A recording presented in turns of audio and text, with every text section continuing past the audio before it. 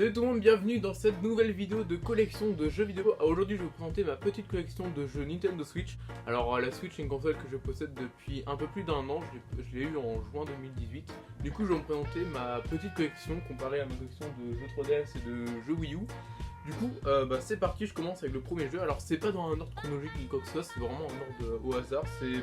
C'était par ordre, quand j'avais classé sur le côté, sur le présentoir. J'avais classé ça par ordre d'éditeurs en fait. Du coup on va commencer par les éditeurs indés entre parenthèses. Du coup le premier c'est Mario et les Lapins Crétins Kingdom Battle. Alors c'est un jeu du coup que j'avais eu, je pense que c'est le deuxième. C'est un jeu qui a été édité par Ubisoft. Qui est un crossover entre la série des Lapins Crétins et la série des Mario. La série des Lapins Crétins, elle en avait bien besoin parce qu'à cette époque-là, elle était un peu morte. Sur Wii U, ils avaient fait qu'un jeu, c'était Lapin Crétin Land, et il était très mauvais. Non pas trop mauvais, mais très mauvais. Il y avait bien besoin de renouveler la série et je sais pas qu'est-ce qu'ils vont faire après avec la suite de cette licence. Crash Team Racing pour le deuxième jeu. C'est un jeu qui a été édité par Activision. Alors c'est un jeu que j'attendais tellement, que je voulais tellement posséder, tout simplement parce qu'en même temps j'étais sur Crash Bandicoot Insane Trilogy. Alors en fait j'étais sur le jeu là et quand j'ai vu qu'ils allaient sortir celui-là, je vous dis là, un plaisir, franchement j'étais trop content. En plus j'adore cette série de jeux vidéo. Du coup Crash Team Racing, pourquoi Crash Bandicoot je ne sais pas. Crash Team Racing du coup c'est un jeu qui reprend les deux premiers Crash Bandicoot, les deux premiers CTR. C'est un jeu tout à fait sympa sur Switch et il est super cool en mode portable. Le seul problème c'est que niveau graphisme il est pas très bon en mode portable et il tourne pas à 60 fps et ça c'est quand même un gros problème sur un jeu de cartes. Mais à part ça il est vraiment avec des mises à jour, genre maintenant on a Spyro et tout, qualitatif. Présente Crash Bandicoot Insane Trilogy.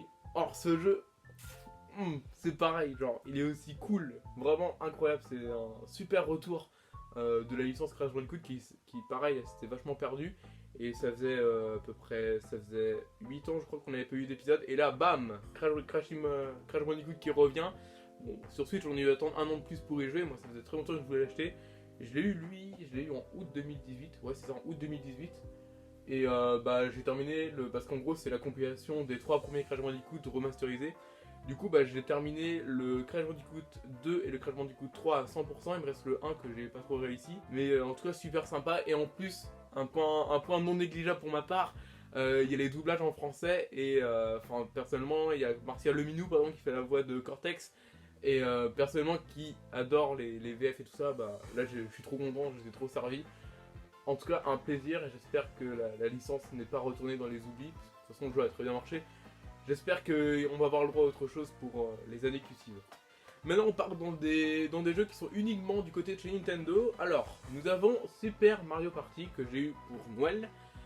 Super Mario Party, pareil le retour de la licence Mario Party qui s'était un peu perdu sur Wii U, qui avait fait des trucs chelous avec Bowser et tout ça là.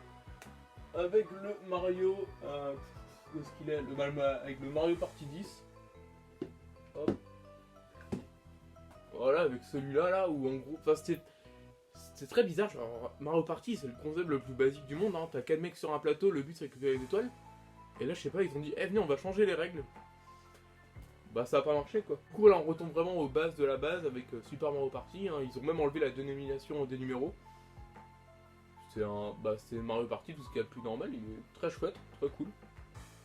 Alors après je m'attaque à le jeu Nintendo que j'ai probablement le moins joué, ARMS. Alors ce jeu là a une histoire particulière, c'est-à-dire que c'est le tout premier jeu que j'ai joué sur la Switch. J'ai joué genre... il y a même une vidéo que j'avais sortie, je sais pas si je peux vous retrouver les extraits.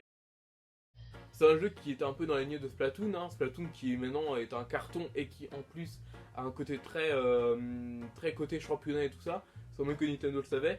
ARMS c'est vraiment un jeu qui est vraiment aussi là pour le championnat, et au final il n'y a aucun championnat de ARMS. C'est dommage parce que c'est un jeu super sympa, un peu compliqué à prendre en main, mais non, très chouette, c'est dommage.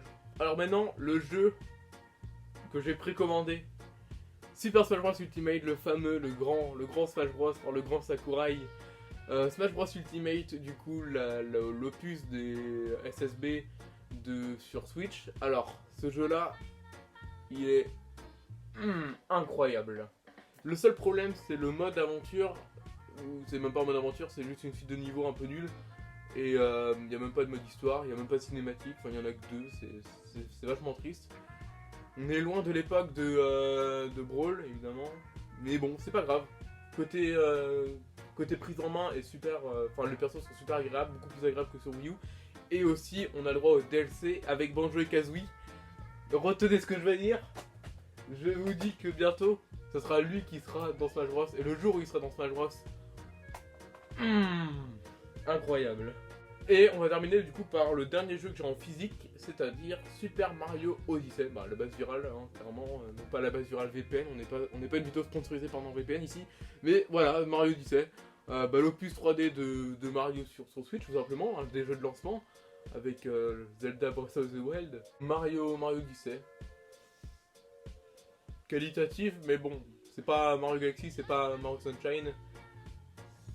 C'est beaucoup plus simple, beaucoup plus enfantin, mais bon, c'est pas grave. Très très chouette. Avec, à l'intérieur, il y a un petit... il y a les paroles de la musique et tout. Alors, je vais pas vous faire l'affront de faire saigner vos oreilles en chantant la musique, clairement. Non, mauvaise idée.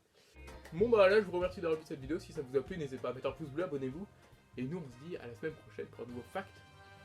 Salut!